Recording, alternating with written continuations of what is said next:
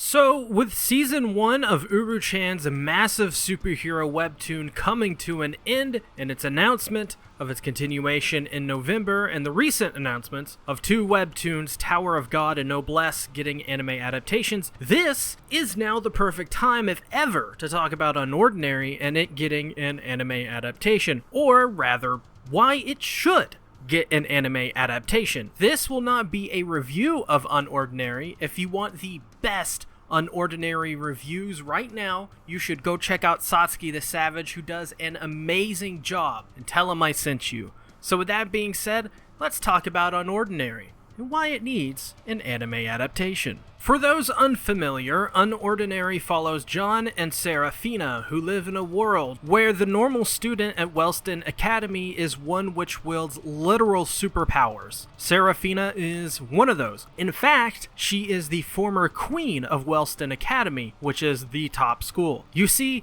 in the world of Unordinary, the schools have created a hierarchy. At the top are the kings and queens of the school. These people are the most powerful female and male students and are responsible for creating balance in the school, as the schools have decided to take a hands-off approach and let the students govern the peace. Serafina was the queen until she decided to leave that life behind and became friends with the weakest person in school, John, who is a cripple, which means he has no powers. The queen who took her place is Remy, who is the former brother of former King Ray, who was succeeded by now King Arlo. But something threatens the balance when a secret organization only known as Ember decides to go around only killing high-tiered users. Has a Joker entered itself into the fray, and is this the end of the high tiers?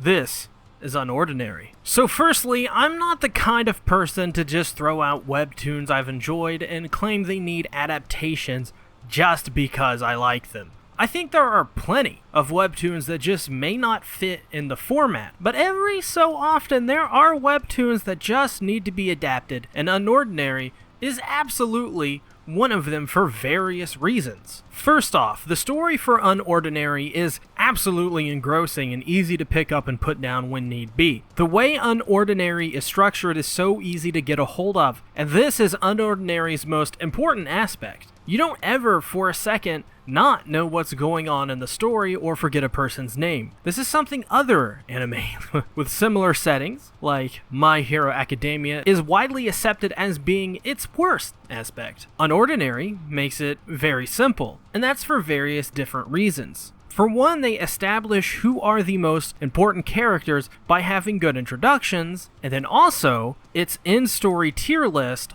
also known as the Standard Gauging System, or SGS. The way SGS works is simple.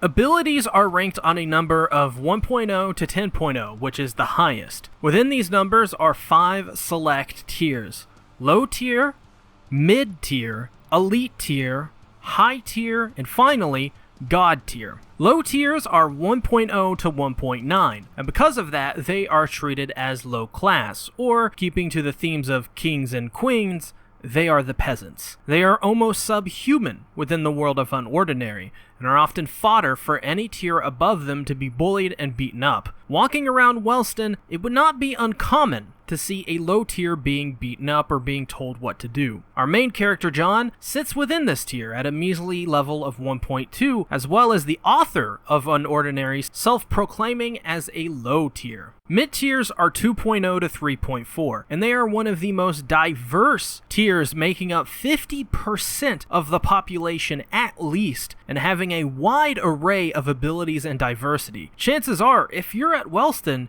you may find yourself being a mid-tier based off the knowledge of how many are within the population. Elite tiers find themselves within a power level between 3.5 and 4.9, making up only 12% of the population. If you are an elite tier, you would find yourself, well, an elite student who is very good at combat, has some of the strongest abilities, and thus, you are put into a role of great power. As an example, you may find yourself being the head of the school newspaper, or some other important roles in society itself.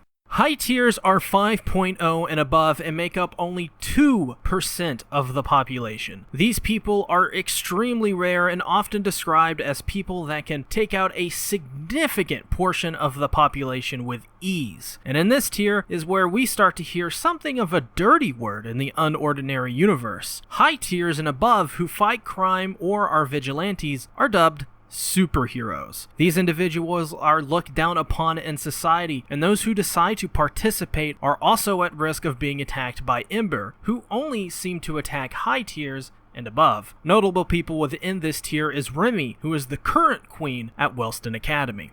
And finally, God tier, which is a subcategory within the high tiers. Their power level sits at 6.0 to 10.0, and it has been confirmed by Uru-chan that they are nearly invincible. Only other God tiers are able to even defeat them. It is unknown how many God tiers there are within the population at this time, but based on current math, it could be considered highly or extremely rare to find one. Our main heroine, Seraphina, though, is a God tier.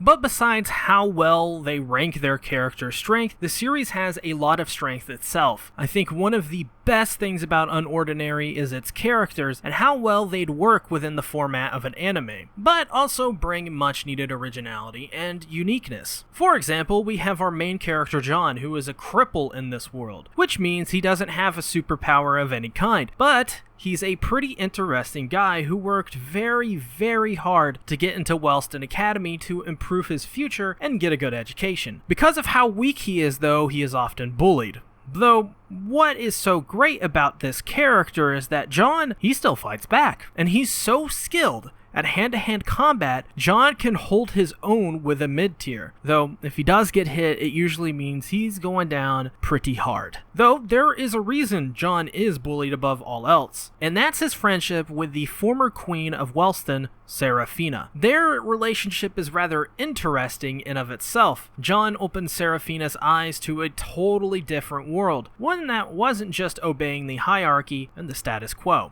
John and Sarah's relationship is rather compelling, and something different we would be getting compared to other anime. It's one of those relationships where you just want to see these two happy, but also one that develops in such a fashion where you don't know where they're heading exactly. Which leads us into Seraphina, who may be one of the most enjoyable, if not the most enjoyable character in this whole webtoon. Her carefree attitude and almost devil-may-care style coolness makes her so much fun to see. And she's a god tier after all, and she very much acts like just how a god tier would act. This leads to a lot of great interactions and a very compelling backstory as to why she gave up the life of the queen to hang out with a dork with greasy hair and no powers. Her story is one I would love to see in anime form with a voice actor behind the character, because there is a lot of great moments in this story which could be truly impactful. Unordinary has the chance to be something different with these two characters in particular. I think they offer something different to the status quo of superhero anime. They're great main characters, and just the thought of seeing their story animated would be simply glorious. But the main characters don't get all the rubs for themselves. We also have our secondary characters like Blyke, Ison, and Remy. Remy, in particular, is extremely important to the story and one of my favorite characters. Her brother Ray was killed by the secret organization Ember, which is going around and killing off high tiers. Ember's secrecy and how they're getting rid of the high tiers is a surprisingly compelling and interesting mystery with lots of intrigue and drama. Remy's character is simply great. She is inspired by her brother, who promoted peace and openness to all of the tiers and encouraged them all to get along. With Ray's murder and Remy's subsequent promotion to queen due to Seraphina's departure, it'll be interesting to see how Remy takes to all of this. And as well,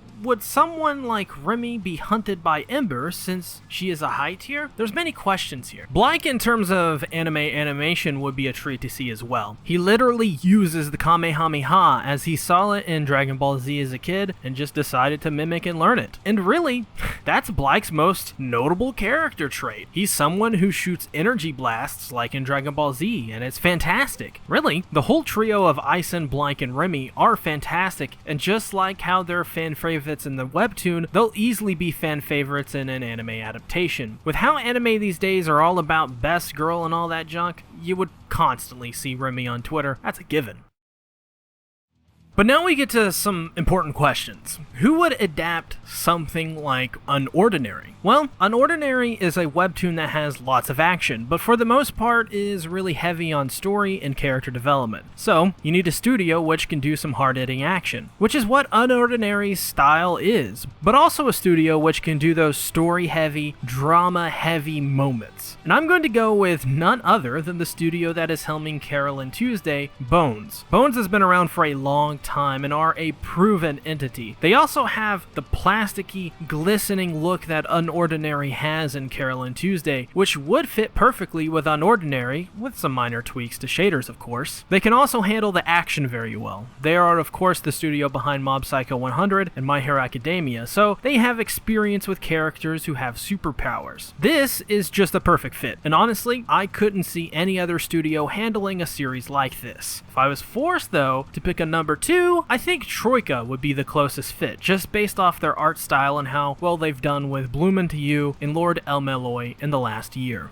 Either way, I think Unordinary really does need an adaptation, and with Tower of God and Noblesse, two wildly popular webtoons being adapted, I think it's time we see the floodgates open on webtoons being turned into anime. Unordinary for me is an experience like no other. I think it's a great story with great characters written by someone who really has a passion for what she's doing. So I see no reason why there shouldn't be one. It would likely be huge all around the world, just simply for the reason that I think superheroes in anime are insanely popular right now. And while we're at it, let's get an adaptation for The Girl from Random Chatting and I Love You. These two webtoons are also some great stories that may actually be just as good of a fit in anime as Unordinary, if not more in some cases. Double fudge it. Let's adapt Bastard and Sweet Home too. Just adapt it. Let's make it happen. Put down in the comments below, do you want to see an adaptation of Unordinary?